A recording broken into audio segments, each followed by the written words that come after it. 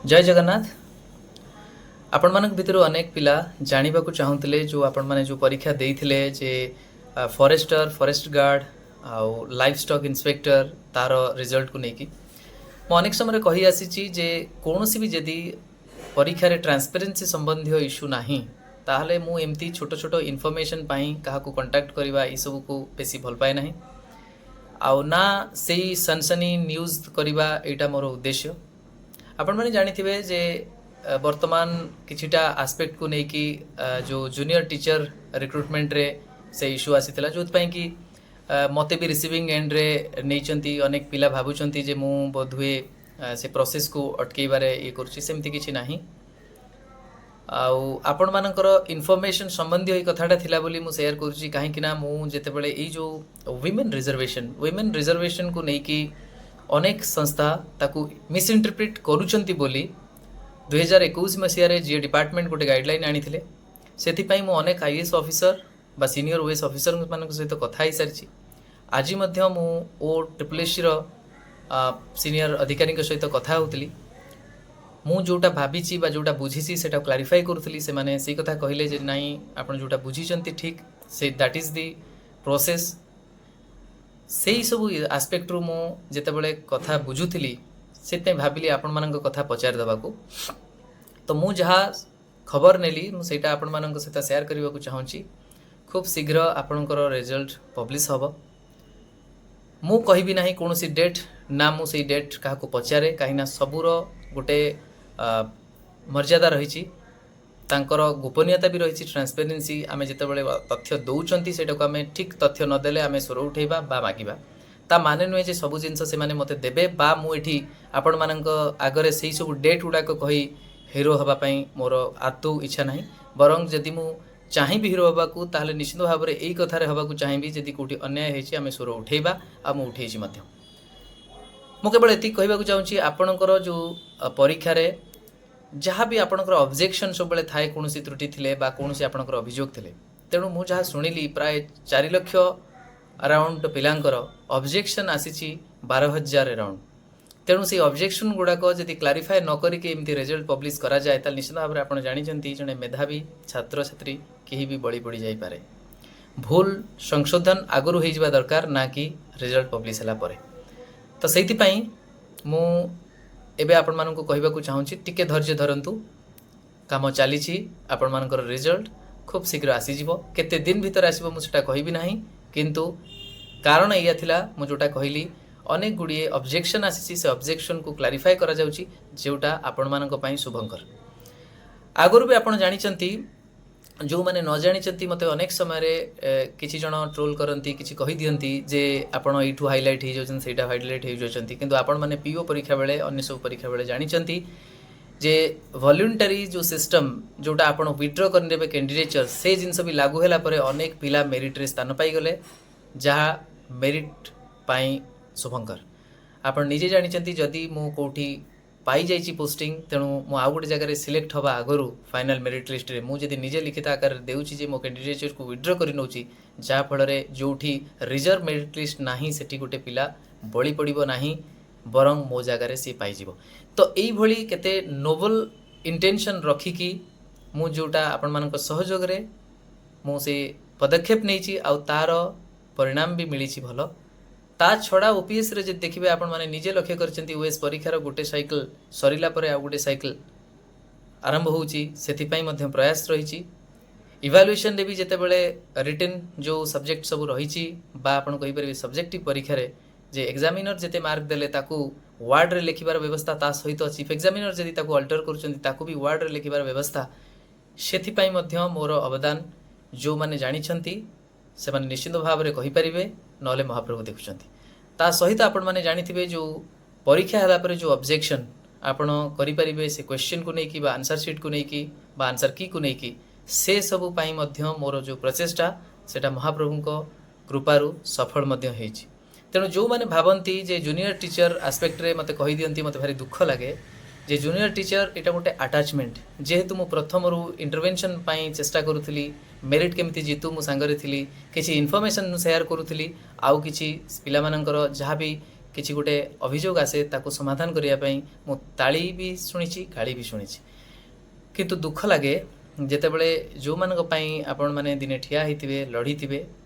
ଆଉ ଯେଉଁ ନୀତି ଆଦର୍ଶକୁ ଧରିଥିବେ, ସେତେବେଳେ ଯେଉଁମାନେ ନିଜର ସ୍ୱାର୍ଥ ହାସଲ ହେଇଗଲା ପରେ ଯେତେବେଳେ ଆପଣ ସେଇ ନୀତିକୁ ଧରିଲା ବେଳେ ତାଙ୍କୁ ଅସୁବିଧା ହୁଏ, ସେତେବେଳେ ସିଏ କୁହନ୍ତି ନାଇଁ ଏଇ ନୀତିବାନ ଲୋକଟି ନୀତିଭ୍ରଷ୍ଟ, କାହିଁକି ନା ସେମାନେ ମୋର ପଥରେ ବୋଧ ହୁଏ ହର୍ଡଲ୍ ହେଇଯାଉଛନ୍ତି। ମୁଁ କେବେ ବି କାହାକୁ କହି ନାହିଁ ଯେ କେସ୍ କରିବା ପାଇଁ। ମୁଁ ସବୁବେଳେ ମାନେ ଆଜ୍ ଏନ୍ ଆଡ଼ଭୋକେଟ୍ ମୋର ଏଇଟା ମନ ଭିତରେ ବି ରହିଛି, ଆପଣମାନେ ବି ଜାଣନ୍ତୁ ଯେ ମୋ ମନ ଭିତରେ ଏଇଟା ରହିଛି ଯେ ସବୁବେଳେ ଯେଉଁ ଅଧିକାରୀମାନେ ତାଙ୍କୁ ଦାୟିତ୍ୱ ଦିଆଯାଇଛି ସେ ଅଧିକାରୀମାନଙ୍କ ଦାୟିତ୍ୱ ଯଦି ଠିକ୍ ଭାବରେ କାମ ହେଇଛି ତ ଠିକ୍, ଯଦି କୌଣସି ତ୍ରୁଟି ଅଛି ତାକୁ ସୁଧାରିବେ, ନହେଲେ ଯଦି ଡାଉଟ୍ ଅଛି ସେଟାକୁ କ୍ଲିୟର କରିବେ। ସେଇଟା ଜଣେ ଆଡ଼ଭୋକେଟ୍ ହିସାବରେ ମୋତେ ନୁହେଁ, ଗୋଟେ ସାଧାରଣ ନାଗରିକ ପବ୍ଲିକ୍ ଅଫିସର ରିକ୍ରୁଟମେଣ୍ଟ ଉପରେ ତାର ଅଧିକାର ଅଛି ପଚାରିବାର, ଆଉ ତାକୁ କ୍ଲାରିଫାଏ କରିବାର ଦାୟିତ୍ୱ ଅଧିକାରୀମାନଙ୍କର ରହିଛି ଯଦି ସେ ବ୍ୟକ୍ତିବିଶେଷ ସଠିକ୍ ଭାବରେ ପ୍ରଶ୍ନ ପଚାରୁଛନ୍ତି ଆଉ କୌଣସି ଗୁରୁତ୍ୱପୂର୍ଣ୍ଣ ବିଷୟ ଉଠାଉଛନ୍ତି। ତେଣୁ ଯେଉଁ ଭାଇ ଭଉଣୀମାନେ ବର୍ତ୍ତମାନ ଟିକେ ଅଭିମାନରେ ବହୁତ କିଛି କହୁଛନ୍ତି ମୁଁ ସହିଯାଉଛି, ଆଉ ମୁଁ ସେଥିରେ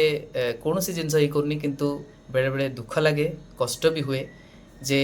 କେମିତି ଆପଣମାନେ ନ ବୁଝି ନ ସୁଝି ସବୁବେଳେ କହିଦିଅନ୍ତି ଟଙ୍କା ପାଇଁ ବା କେସ୍ କରିବା ପାଇଁ ଏ ବ୍ୟକ୍ତି ଆଗଉଛି। ଇତିହାସ ଦେଖନ୍ତୁ, ଜାଣିପାରିବେ। ବର୍ତ୍ତମାନ ତ ଆପଣ ଦେଖୁଛନ୍ତି ଆଉ ଭବିଷ୍ୟତ ମଧ୍ୟ ଦେଖିବେ। ମହାପ୍ରଭୁ ସେତିକି କୃପା କରନ୍ତୁ, ସେଇଟା ମୁଁ କହୁଛି। ଆଉ ଏଇଟା ବି ଆପଣମାନଙ୍କୁ କହିଦେଉଛି, ଏଇ ଜେଟି ରିଲେଟେଡ୍ କେସ୍ ପାଇଁ ମୋତେ ଦୁଇଟି ଅଫର୍ ଆସିଛି। ମୋର ଏଇଟା ଦାୟିତ୍ୱ ବି ନେବା, ମୁଁ ଏଇଥିପାଇଁ ମନା କରିଛି, ଆପଣମାନେ ଜାଣି ରଖନ୍ତୁ। କେବଳ ଏଇଥିପାଇଁ ମୁଁ ଆପଣମାନଙ୍କୁ କିଛି ଟିପ୍ସ ଦେଇପାରେ, କିନ୍ତୁ ମୁଁ କେସ୍ ନେବି ନାହିଁ, ଏଇଥିପାଇଁ ମନା କରିଛି। ପ୍ରଥମ କଥା ହେଲା, ମୁଁ ଚାହିଁଥିଲି ଯେ ଏଇଠି ପୂର୍ଣ୍ଣ ଭାବରେ ଲଢ଼ନ୍ତୁ ବିନା କୋର୍ଟ ଯାଇ, ଯାହାଫଳରେ ଯେଉଁ ଅଧିକାରୀ ଯଦି ଭୁଲ କରିଥିବେ ତାହେଲେ ତାଙ୍କୁ ଦଣ୍ଡିତ ହେବାକୁ ପଡ଼ିବ, ଲଜ୍ଜିତ ହେବାକୁ ପଡ଼ିବ। ଆଉ ଯଦି ସିଏ ଠିକ୍ କରିଥିବେ ତାହେଲେ ଆମେ ସଠିକ୍ ଖବର ଜାଣିଗଲା ପରେ ଆମେ ନ୍ୟାୟାଳୟରେ ଯାଇ ବା ସଠିକ୍ ଖବର ପାଇଗଲା ପରେ ଆମେ ନ୍ୟାୟାଳୟ ଯାଇ ତାଙ୍କର ସମୟ ନଷ୍ଟ କରିବା ନାହିଁ, କାହିଁକି ନା ନ୍ୟାୟାଳୟରେ ପେଣ୍ଡେନ୍ସି ପାଇଁ ଅନେକ ଗୁଡ଼ିଏ ଗୁରୁତ୍ୱପୂର୍ଣ୍ଣ ମାମଲା ପଡ଼ି ରହିଛି। ସେଠି ଯଦି ଆମେ ବିନା ତଥ୍ୟରେ ବା ତରବରିଆ ହୋଇ ଯିବା ତାହେଲେ ନ୍ୟାୟାଳୟ ଉପରେ ଚାପ, ତା ସହିତ ବି ଆମେ ଯଦି ଗୁରୁତ୍ୱପୂର୍ଣ୍ଣ ମ୍ୟାଟରରେ ବି ଯାଉଛନ୍ତି, ଏଇଠି କାହିଁକି ସମାଧାନ ନ ହୋଇପାରିବ, ସେ ଆତ୍ମବିଶ୍ୱାସ ରଖିବା ଦରକାର। ମୁଁ ଜଣେ ଆଡ଼ଭୋକେଟ୍ ହେଇ ମଧ୍ୟ କହୁଛି ଯେ ପ୍ରଥମେ ଆପଣଙ୍କର ଅଧିକାର ରହିଛି ନିଶ୍ଚିତ ଭାବରେ ଯେକୌଣସି ସମସ୍ୟା ଅଛି ତାକୁ ସମାଧାନ କରିପାରିବେ ଲେଜିସ୍ଲେଟିଭ୍ ଆଜ୍ ୱେଲ୍ ଆଜ୍ ଏକ୍ଜିକ୍ୟୁଟିଭ୍। ଯଦି ସେମାନେ କରୁନାହାନ୍ତି ତାହେଲେ ସର୍ବଶେଷ ପନ୍ଥାରେ ଆମେ ନ୍ୟାୟାଳୟକୁ ଯାଇପାରିବା। ଆପଣମାନଙ୍କର ଆପୋଷ ଈର୍ଷା, ପ୍ରତିହିଂସା, ହିଂସା ଏସବୁ ଯାହା ଥାଇପାରେ, କିନ୍ତୁ ମୁଁ ଆଶା କରିବି ଆପଣମାନେ ଯେହେତୁ ଉଚ୍ଚ ଶିକ୍ଷିତ ବି ଆଉ ଭବିଷ୍ୟତର ଶିକ୍ଷକ, ଅନ୍ତତଃପକ୍ଷେ ଏତିକି ମାର୍ଜିତ ବ୍ୟବହାର କରିବେ ଆଉ ଠିକ୍ ଜାଣିପାରିବେ। ମୁଁ ବୁଝୁଛି ଆପଣମାନଙ୍କର ଯେଉଁ ବ୍ୟଗ୍ରତା ରହିଛି, ଯେଉଁ ଅପେକ୍ଷା ରହିଛି, ସେଥିପାଇଁ ମଧ୍ୟ ଥରେ ଭାବନ୍ତୁ ଆପଣମାନଙ୍କର ଯେଉଁ ଲଢ଼ିବା ଶକ୍ତି ସେଇଟା କେଉଁଠି ନା କେଉଁଠି ୱିକ୍ ଥିଲା ବୋଲି ସେ ସେଇଭଳି ଭାବରେ ଭଣ୍ଡେଇ ଦେଇ ସେଇ ରିଜଲ୍ୟୁସନକୁ ରଖି ତାରି ଉପରେ ମ୍ୟାନେଜ୍ କରିବାକୁ ଚାହିଁଲେ ପରିଣତି ଆପଣଙ୍କୁ ଭୋଗିବାକୁ ପଡ଼ିଲା। ଦୋଷ ଆପଣ ନିଜ ନିଜ ଭିତରେ ଦିଆନିଆ ହେଉଛନ୍ତି, କିନ୍ତୁ ଭୁଲି ଯାଉଛନ୍ତି ଯେଉଁ ଅଧିକାରୀମାନେ ଏଇ ଆମ୍ବିଗୁଟି ଦେଖିଥିଲେ ସେମାନେ ଆପଣଙ୍କ କଥାକୁ ଭ୍ରୂକ୍ଷେପ କଲେ ନାହିଁ ବୋଲି ମାମଲା ଏତିକି ବାଟ ଆସିଲା। ଆଜି ଯଦି ଡେରି ହେଇଛି ତାହେଲେ ଆପଣ ଭୁଲି ଯାଉଛନ୍ତି ଆପଣ ଭୋଟର ହିସାବରେ ସେତିକି ସଶକ୍ତ ହେଇପାରିନାହାନ୍ତି ବୋଲି ଆପଣ ସରକାରକୁ ପ୍ରଶ୍ନ ପଚାରି ପାରୁନଥିଲେ, ବା ଆପଣ କିଛି ପିଲା ପରିଶ୍ରମ କରି ଯେତେବେଳେ ଠିଆ ହେଉଥିଲେ, ନା ଅଭିଭାବକ ଥିଲେ ନା ଅନ୍ୟ ପିଲାମାନେ ଆପଣମାନଙ୍କ ସହିତ ଥିଲେ ସେଠି ଆପଣଙ୍କ ସ୍ୱରକୁ ଆହୁରି ଶାଣିତ କରିବା ପାଇଁ, ଆଉ ଷ୍ଟ୍ରେଙ୍ଗଦେନ୍ କରିବା ପାଇଁ। ତ ଏ ସବୁ ଜିନିଷ ଯଦି ଦେଖିବେ ଆପଣମାନେ ନିଜେ ଜାଣିପାରୁଥିବେ ଯେ ତ୍ରୁଟି ଆମମାନଙ୍କର ହିଁ ରହିଛି। ଦୋଷ ଯିଏ କରିଛନ୍ତି ତାଙ୍କୁ ଆମେ ବି ଦଣ୍ଡିତ କରିପାରୁନାହାନ୍ତି, କିନ୍ତୁ ଆପଣ ଯେଉଁଭଳି ଭାବରେ ମୋତେ ମୋର ଯେଉଁ ଆପଣମାନଙ୍କ ପ୍ରତି ଯେଉଁ ପ୍ରୟାସ ଥିଲା ସେଟା ଠିକ୍ କି ଭୁଲ ମହାପ୍ରଭୁ ଜାଣିଛନ୍ତି। ଯେଉଁମାନେ ଟିକେ ବିଜ୍ଞ ଥିବେ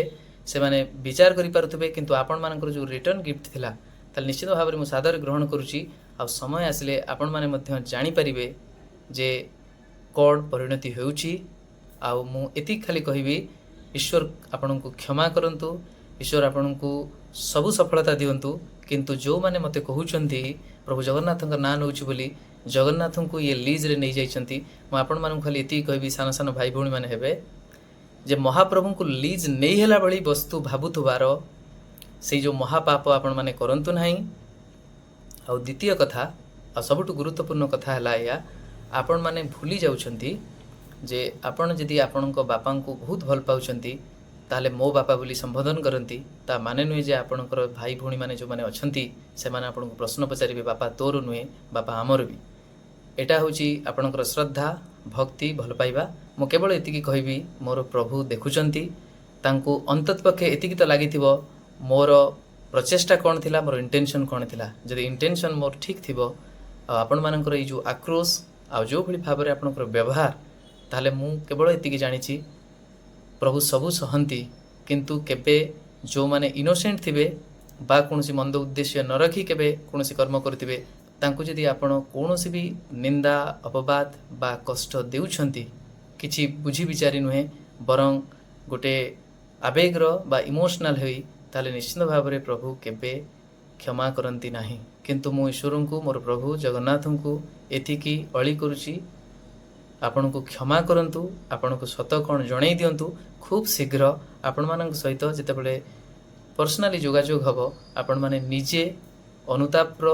ଲୁହ ନେଇ ସାମ୍ନାକୁ ଆସିବେ। ଏ ବିଶ୍ୱାସ ମୋର ପ୍ରଭୁଙ୍କ ଉପରେ ଅଛି, ଆମ ନିଜର ନିୟତ ଉପରେ ଅଛି। ରହୁଛି, ନମସ୍କାର, ଜୟ ଜଗନ୍ନାଥ।